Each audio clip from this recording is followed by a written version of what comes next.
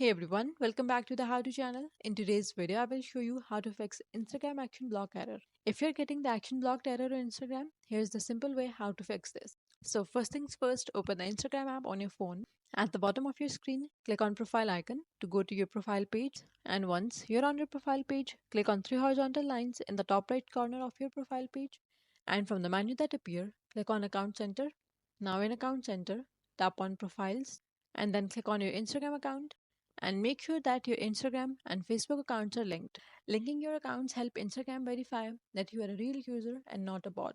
And if the action block error is still there, then try logging out of your account. In order to log out, what you have to do is in the settings menu, scroll all the way down and you will find this logout button. Click on it and then again click on logout to confirm. After logging out, click on three dots in the top right corner again and then select your Instagram and then tap on remove in the pop-up.